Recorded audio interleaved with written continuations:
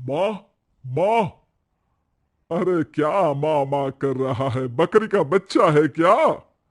अरे माँ, मजाक छोड़ो। मुझे फाइनली वो मेन चौराहे वाली दुकान मिल गई है।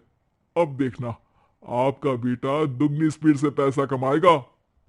ओफो, ये क्या? मेरी ऑनलाइन मेकअप क्लास चल रही है। इतनी जोर से क्यों बोल रहे हो आप दोनों? अरे मेरी धर्म पत्नी जी, मेकअप क्लास बाद में करना। वो चौराहे वाली दुकान मिल गई है हमको। अरे वाह! रुको, मैं अपनी माँ को फोन लगाकर बता देती हूँ। अरे मैं भी अपने रिश्तेदारों को बता देती हूँ। कितनी खुशी की बात है। हाँ हाँ, मैं भी अपने दोस्तों को बता देता हूँ। एक हफ्ते बाद रजिस्ट्री है। बस, घर में खुशी का मौका था। उन तीनों ने अपने अपने फोन उठाए और लोगों में बात फैलाना शुरू कर दिया। और रही सही कसर, श्वेता बहू ने अपने पड़ोस में सबको बताकर कर दी। अरे वर्मा आंटी, अब हम भी जल्दी कार ले लेंगे। घर का रेनोवेशन होगा और ठाट से रहेंगे हम भी। अरे, ऐसा क्या हुआ? लॉटरी बाटरी लग गई है क्या? अरे, इस बार चौराहे वाली मॉल में हमको भी दुकान मिल गई है। दुकान नंबर 21, जो एकदम चौराहे पर है। अब ग्राहक बढ़ेंगे तो आमदनी भी बढ़ेगी ही ना। अरे वाह, कितनी खुशी की बात है। मैं बहुत खुश हूं तुम्हें इतना खुश देख के। बाकी एक बात कहूं, सबको मत बताते फिरना। किसी की नजर लग जाएगी तो खुशी की खबर वापस लौट जाएगी। हैं? ऐसे थोड़ी ना होता है। अब डरा रही हूं। अरे सही कह रही हूं। काली नजर कहते हैं इस चीज को, जब आप किसी को कुछ बताओ और वो काम बिगड़ जाए। अरे लेकिन मैं तो। तुमने सबको बता दिया ना? हाँ, फोन लगा लगा के। अब बच के रहना। काली नजर बड़ी खतरनाक होती है। श्वेता इतनी खुश रहती है कि वो वर्मा आंटी की बात पर ध्यान ही नहीं देती, जबकि पड़ोस में और भी लोगों से खुशी की खबर शेयर करती रहती है। अगले दिन राजेश बहुत दुखी होकर घर आता है। अरे बेटा, क्या हुआ? मुंह क्यों सूजा हुआ है? मधुमक्खी ने काट लिया क्या? माँ, वो दुकान किसी और के पास चली गई। किसी ने ज्यादा भाव लगा दिया। अरे पर बात तो आपसे हुई थी ना उस दुकान वाले की। हाँ, आज मैं टोकन अमाउंट देने गया था, तब मुझे पता चला। कोई आकर सुबह मुझसे पहले ही ज्यादा अमाउंट दे गया। हम्म, काली नजर। क्या? क्या कहा? वर्मा आंटी ने समझाया था कि किसी को बताना मत, वरना काली नजर लग जाएगी। अच्छा, तुम्हें उनकी बात मान लेनी चाहिए थी। उनकी बात मान लेती, लेकिन उसके पहले ही सबको बता चुके थे ना हम तीनों। अरे अगली बार से ध्यान रखेंगे। कोई भी नई चीज होगी तो किसी को नहीं बताएंगे। तीनों कुछ दिन ऐसे ही रहते हैं, पर एक दिन श्वेता को एक मेल आता है। राजेश, मेरा ऑनलाइन मेकअप कोर्स कंप्लीट हो गया। अब मैं खुद का पार्लर खोल सकती हूँ। अरे वाह, अपने मोहल्ले में ही खोलते हैं। ये जो घर के सामने दुकान है ना, वहीं। हाँ, यहाँ सस्ती भी मिल जाएगी। अगले दिन श्वेता वर्मा आंटी के पास जाती है, मिठाई का डब्बा लेकर। अरे आओ आओ, कैसे आना हुआ? जोर से नहीं बोलूंगी। वो सामने वाली दुकान है ना, वहां मैं अपनी पार्लर की दुकान खोलने वाली हूँ। उसकी मिठाई है। अरे वाह, बहुत बधाई हो तुमको। हाँ, मैं कमाने लगूंगी तो राजेश पर पूरे घर का बोझ नहीं रहेगा ना आंटी जी। ये तो है। पर ये बता कि तूने ये बात किसी और को तो नहीं बताई ना? अरे नहीं नहीं, पिछली बार गलती कर दी थी। काली नजर लगी किसी की, और राजेश के हाथ से वो दुकान चली गई थी।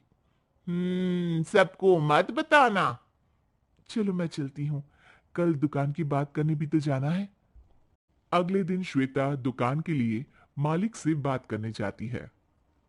अरे लेकिन दुकान तो हम कल रात को ही किसी को दे चुके हैं। कल ही? हाँ, कल ही। 2 दिन बाद कोई यहाँ पार्लर भी खोल लेगा। अब कहीं और दुकान देख लीजिए। अरे पर हमको भी तो पार्लर ही खोलना था। हाँ भाई, ये एक ही दुकान है, आधी आधी तो नहीं दे सकता ना मैं। राजेश और श्वेता घर पर हताश होकर आ जाते हैं। इस बार तो किसी को बताया भी नहीं था, अब किसकी काली नजर लग सकती है? सुनो, तुमने माँ को बताया था क्या?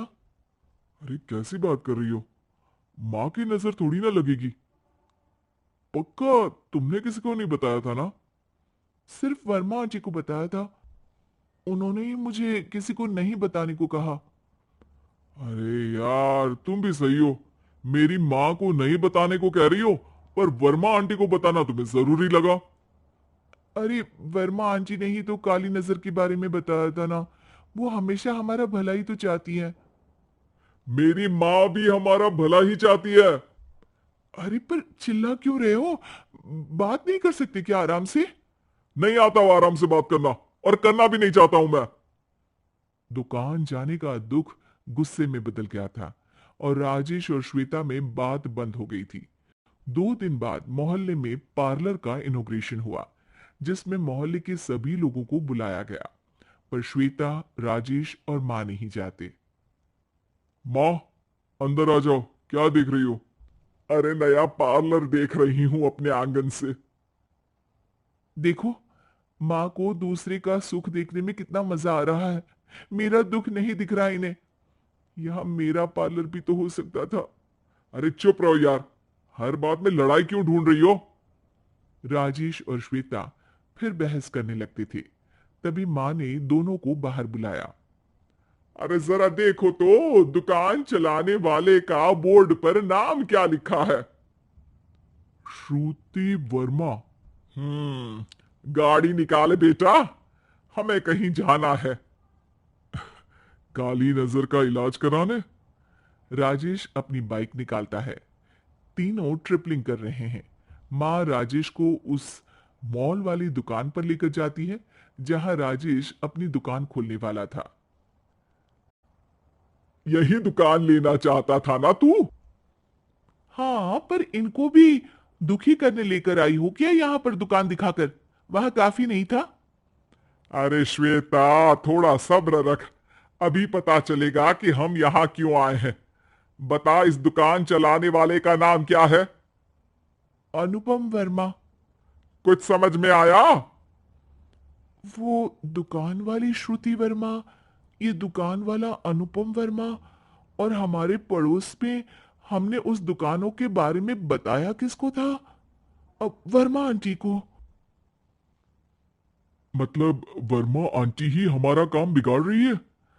नहीं नहीं, ऐसा नहीं हो सकता, ये बस इत्तेफाक है। राजेश अपना फोन निकालता है और श्रुति वर्मा और अनुपम वर्मा के नाम फेसबुक पर सर्च करता है, जहां ये दोनों ही वर्मा आंटी के रिश्तेदार होते हैं। श्वेता को समझ में आ जाता है कि वर्मा आंटी की ही नजर काली नजर है। अब क्या करना है? कोई भी खुशी की खबर हो तो काली नजर से बचना है, यानी वर्मा आंटी से बचना है। अरे पर मुझे ये समझ में नहीं आया कि वो हमारे साथ ऐसा क्यों करेंगी। अरे बेटा, एक सीख है, दूर के आदमी को आपकी तरक्की से कम परेशानी होगी, पड़ोसी को ज्यादा। दोनों माँ की बात में हामी भरते हैं और अगला काम चुपचाप करने की कसम खाते हैं, ताकि आगे से वर्मा आंटी कोई काम ना बिगाड़ सके।